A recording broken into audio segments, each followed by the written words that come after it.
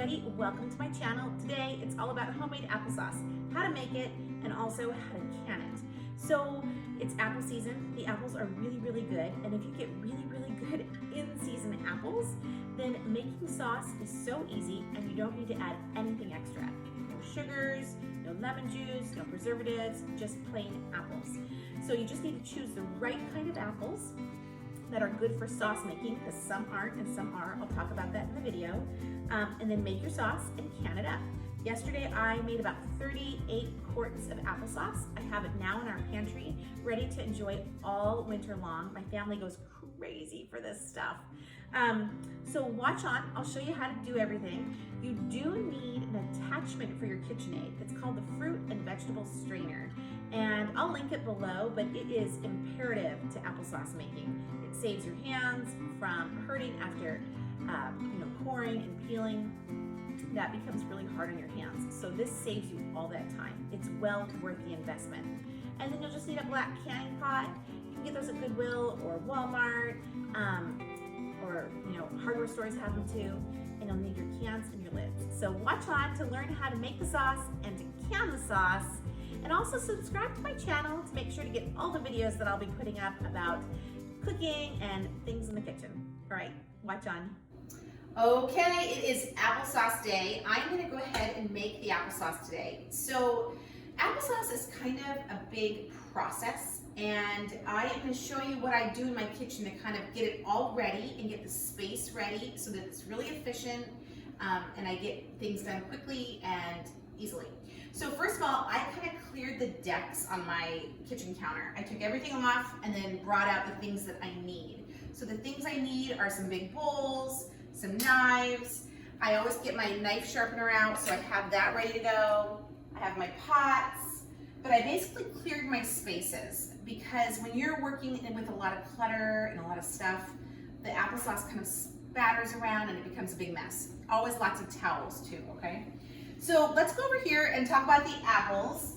So I have just under 2 bushels of apples. So a bushel of apples is about 50 pounds. So I have probably 85 pounds of apples I'm working with. I got my apples from up north because the apples down here in Virginia are not so great. But I have 2 kinds of apples here. So when you make applesauce, you always want to use at least 2 kinds. It just kind of adds some depth and dimension to applesauce. If you use one kind, it's very flat and bland. The kind of apple you use for applesauce is really important. So you don't want to use an apple that's really good to eat out of hand. Like a Red Delicious is not a good applesauce apple. It doesn't break down. That's a really good eating out of hand apple. Fuji apple, I wouldn't use either. Now Fuji's do make good applesauce, but they're really expensive. So I like to save those expensive apples for, eating out of hand for snacks. So go find some good apples. Now, organic apples are going to be something that I'm always looking for, but they aren't easy to find where I am. So I tried to ask the farmer, do they spray? Are these sprayed apples? Are they certified organic or not certified? I don't really care if apples are certified organic, but I want to know the process of when they've sprayed. So my hope is to always buy apples that are not sprayed or are organic. Apples are like number 4 on the Dirty Dozen list of fruits and vegetables that are sprayed with pesticides. So they are really highly sprayed foods. So you kind of want to stay away from that, especially because of the way that I am processing these apples today. I keep the skins on, and I'll show you that in a bit. So the 2 kinds of apples I have here, I have a sweet apple, which is called Cortland. Cortlands just are really sweet. They have a light yellow flesh with red undertones, really pretty, soft. They break down and get kind of mushy fast, so these are not good to eat out of hand, but they are great in sauces. And then I'm balancing them out with a really old-fashioned apple, Macintosh. You can find these anywhere. These are an old-fashioned, really hard, crispy apple, tangy. So I have sweet and tangy, bringing those together, they make for a great sauce.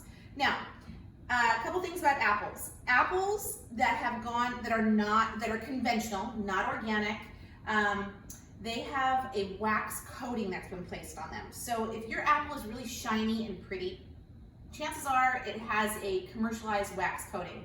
So I would try to stay away from those. Now, if you're looking at these and thinking, well, these look like they have a little wax coating on them, they do. Because apples have a natural coating on them, a natural bloom, that they produce a little wax, and that kind of keeps, I think it kind of works to keep pests out, it helps them ripen.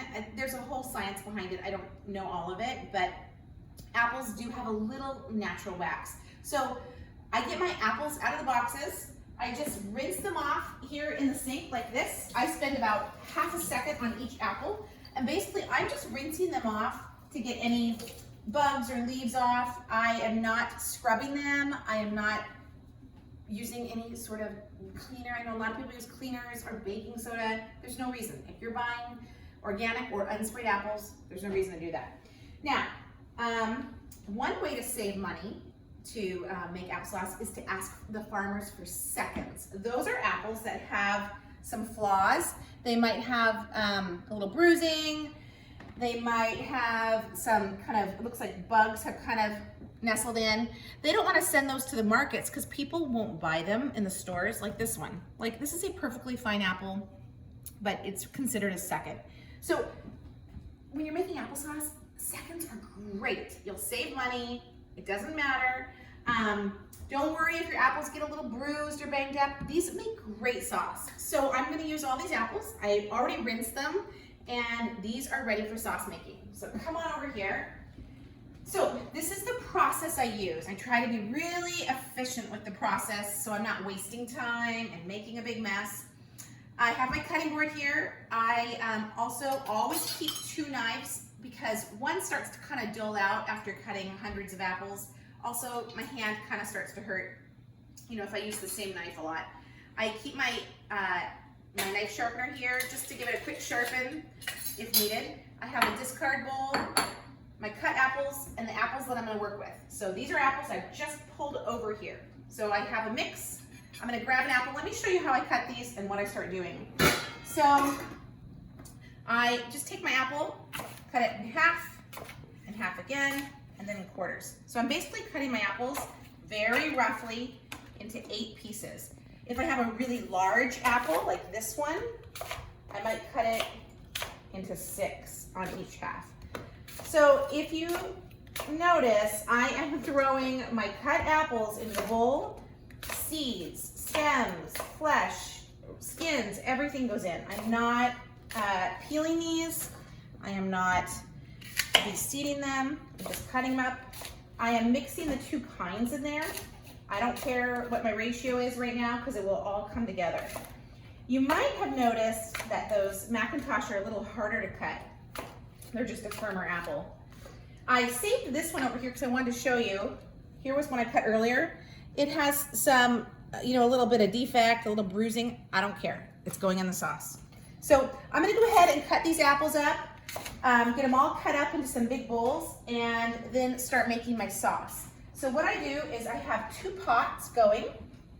I have them on medium, and I just filled them with cut apples. Now, as it shrinks down, I'm going to add some more.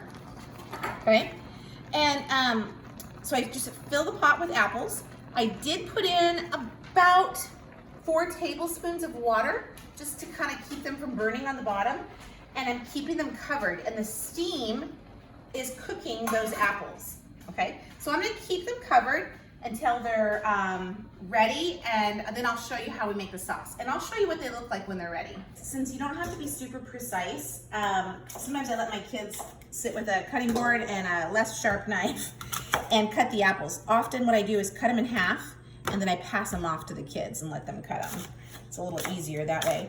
But let's go ahead and check the sauce. So I have these 2 pots going. Now I have a really big 22-quart pot, and I could do the sauce in that, but it takes longer and it tends to burn. So I find that these medium-sized pots work best.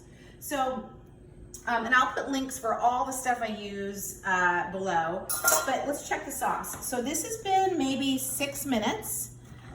You can see that it's breaking down, getting mushy. Every once in a while, I'm gonna go ahead and take my wooden spoon. I love the kind with a kind of a flat bottom. And I'm just gonna stir up the bottom, stir it around. And I actually am gonna add some more cut apples because I have space. I'm gonna add some more cut apples and keep it cooking. Now, often when you're cooking, one of the cardinal rules is to not add uncooked foods to cooked foods because they will take longer to cook, right? But this process works. They're steaming, they steam really fast and break down, so it works. So that one's looking good. Let's come over and look at this one. This one I started at maybe 2 minutes earlier than that one, so it's breaking down a little faster. Now, I told you I put about 4 tablespoons of water in. You kind of have to be the judge on water. There are times where apples feel more watery and filled with moisture, and I don't add water to the pot, but sometimes I feel like I need to. And these kind of felt dry. As they started cooking, I could kind of smell them starting to burn on the bottom, so I added some water. But add it very carefully because you can never remove the water, right?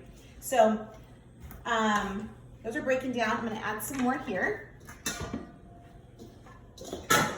So I just want to get these all nice and mushy. And then I'm going to go ahead and pour these 2 pots into this big bowl. That's going to be hot, mushy apples that I'm going to then run through the food mill, and that will produce my applesauce, and then I'm going to can. So we'll explain that process in a minute, but I just want to show you the sauces and what they look like. And you can see that this is so much easier to make applesauce this way with a food mill than to sit and peel your apples. It's so much faster. So we'll be back in a minute.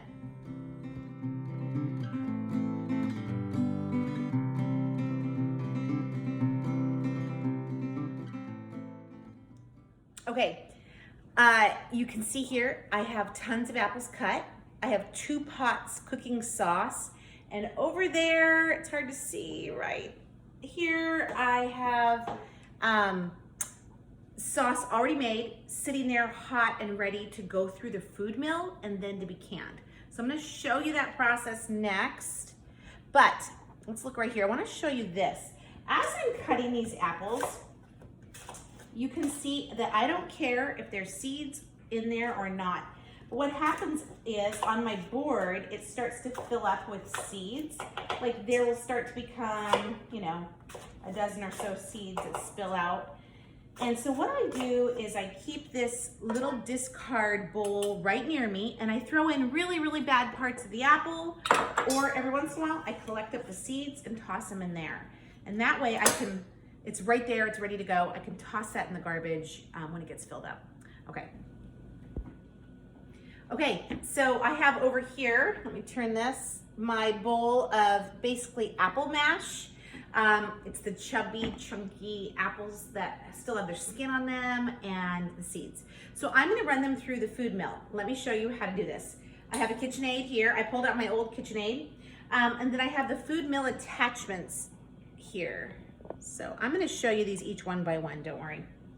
So the way this works, so your KitchenAid has this, or all KitchenAids have this little tab right here. You're gonna unscrew the screw and release this tab. You don't need this, but don't lose it. Then you're going to take this piece, okay, so this is the largest part of the food mill piece, and you're gonna stick it in, and you're gonna go ahead and screw over here, screw it till it's tight, and then this is firm, okay? So this is the largest part, kind of the base of the food mill. The next piece you need, this is where people get really confused, is the silver part to the food mill. So, okay, it has springs and it looks kind of like a bolt. The part that's longer goes in first, okay? So that gets tucked in there. There we go, tucked in. Then the next piece is the, it's called a spiral or snail. I can't remember what it's called. Anyways, this part goes in next and it just kind of fits in there, okay? And then you have the silver part, and this is kind of like a cheese grater. That's kind of the texture. That goes in. Now this has two little tabs, one there and one there. Those go right here into the sides. So I'm gonna push that on. Now you have to, it's basically, this part is a spring, the silver part. So what you have to do is kind of push firmly to make those tabs insert into their holes. And as you're holding this down, you're gonna screw this part on. And this part is going to hold it all together. There it goes. So just kind of, you know, tight enough that you can unscrew it, but not so, but not too loose, right? Okay, so that part's tight, that part's tight. So there we go, we have that. Next is the cover. So this looks like this. You're gonna take the part that says KitchenAid right here at the top. It's gonna go in first, and then the greater part will go through the hole. Okay, so it looks like that. And then here's a splatter cover, it goes over the top. Okay, and then you're gonna need this to kind of press down. So basically what we have here, I'm gonna scoot everything down a little bit. You have to kind of find your rhythm. It's a little harder with the camera, so you'll just have to bear with me. I'm gonna pull my sauce over. Okay, I'm gonna back up a little bit so you can see. Okay, so you're gonna put your chunky applesauce up here. It's gonna go through the food mill, and the sauce is gonna come down into this bowl, and this bowl is going to collect these discards, and that will basically be, seeds, peels, stems, all the parts of the apple that you don't want for your sauce. Okay, so I need my measuring cup. Just a moment. You can use a ladle or a measuring cup, whatever is easiest for you. So you're gonna go ahead and turn it on low. Now when you turn it on low, this spins. It's supposed to do that. But also, this piece is spinning. So I'm gonna bring you over a little closer so you can see what happens here. So I'm gonna grab a cup of my sauce. I'm gonna put it in the top. Okay, and I'm gonna mash it down through. Now, this will seem like it takes a long time to do a big bowl, but I have figured out some ways to be really fast and efficient. What I do is I usually hold a smaller pot of applesauce up here, like in a Pyrex cup, and start to pour it in. But you'll figure out your own way. So you smash that down, and you'll start to see the sauce come out. Now this is the part that gets kind of messy, but believe me, it's so worth the mess. You know, just some splattering here and there. I would much rather do this than sit and peel apples. I spent years peeling apples and coring and seeding apples to make applesauce, and I'm not kidding, my hands hurt so badly by the time I was done. So then, maybe about 10 years ago, I discovered the food mill attachment, and it changed my life. And I want to say it was about $100, maybe, actually I think it was about $80 at the time. I'll link it below, but my couple of friends and I shared it, and you know what, it was so worth it. So I would highly recommend getting one. You can use it, I use it mostly for applesauce. I have run soups through there before if I'm making big batch soup, tomato soup. But so let me show you what this looks like. Get my phone off. All right, when my bowl starts to get full, I empty my discard bowl. I'll put that in the garbage or give it to animals, whatever. And then I go ahead and slide this bowl out and trade it for another one. And I start filling up bowls of sauce. All right, this final plate slips right on the top, and it gives you more surface area to get your applesauce rolling. So I love that for sauce. That is definitely worth the investment. Okay, to can applesauce, to actually can quarts of applesauce, the first thing you want to do is, before you even begin your apple cutting process, stick your jars into the dishwasher and run the dishwasher. You can run it on just a heat cycle, like a quick cycle, or you can run it on just a sanitized cycle, or just wash. I washed mine and I left them in the washer until I was ready to use them. And they are clean and they're hot to the touch, but not too hot to handle.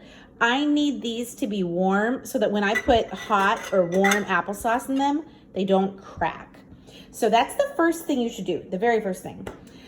You're gonna need a canner. So you can get these at Goodwill, garage sales. I mean, these are everywhere. You're gonna need a canner. You're going to need some sort of funnel and some sort of tongs to retrieve. You will also need canning lids. You need to use new ones. Don't use used lids, brand new. So what I have is these lids sitting in, you can see they're in water. They're covered by water. And actually some of the water's kind of boiled off. So I'm just gonna flick those. You want this red gummy part to be in the water. That's really important because what's happening is the water is softening up the gummy part so that they actually seal when you can them. So those are sitting there the whole time. They've been sitting there getting hot. And I have this pot filled halfway with water. And right now it's just at a really low simmer. So it is ready to accept jars of applesauce. So I'm gonna go ahead and prep those and then show you how I do that. And then they will go into the canner and we'll talk about that. Okay, here is the actual process of canning applesauce. So I have here my warm or hot jars, clean, sterilized. I have my clean funnel and I have my hot sauce. So I'm gonna take my funnel, and my canner holds 7 quarts, okay? 7 quarts, 7 jars. So I'm gonna do 7.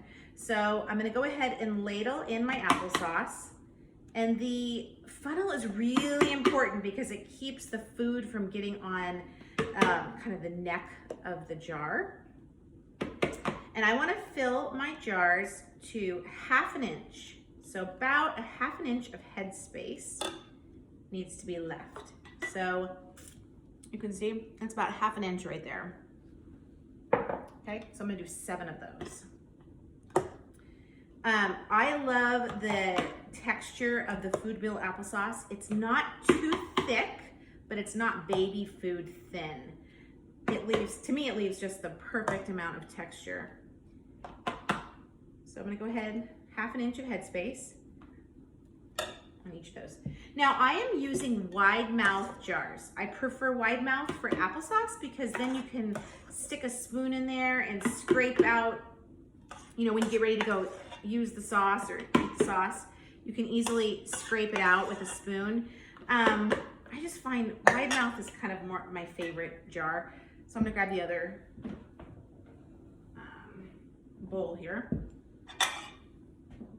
So you do get a lot of bowls and pots dirty if you're doing large batches of applesauce, but it's kind of fun. Anyways, I do like the wide mouth best. That's my personal preference. Everybody's different. Now, somebody did ask me recently, do I ever do small jars of applesauce? And the answer is no. I find that my family plows through 1 to 2 of these at a time. I usually only allow 1 so that we can kind of eke it out over the course of the winter. But if I do the little ones, they're a lot of work. I mean, it's the same amount of work and time for a smaller yield. And you know, we're opening up a big jar, and the big jars save in the fridge for a couple days. So honestly, it's just more efficient to do larger ones for me. And honestly, everything I do is about being efficient. I have precious little extra time and I want to use it for the fun stuff. So I'm not going to waste it doing things that are inefficient. I'm an Enneagram 1, so efficiency is really important to me. And my last jar. Now, if you come to the end of your applesauce making and you find that you have just a little left, like that much, don't can it. Just eat it. Keep it fresh. Now, I'm not done yet, so I'm gonna leave that there. I'm gonna show you what to do next. You want to have a clean rag, okay? Clean rag. Get it just a corner of it wet, and keep this rag for the rest of your applesauce making time. So you're gonna take that clean rag and you're gonna pinch the tops of your jars and wipe all the way around. What you're doing is getting all the food off of the tops of the jars so that no bacteria can form, no mold can form. So I'm gonna put a lid on, a nice hot lid. I'm gonna screw the top on just so it's tight enough. You know, I can still get it off, but it's definitely kind of finger tight, right? And I'm gonna screw it on, and I'm gonna do all 7 of those and then load them into the canner. I'll show you that process in a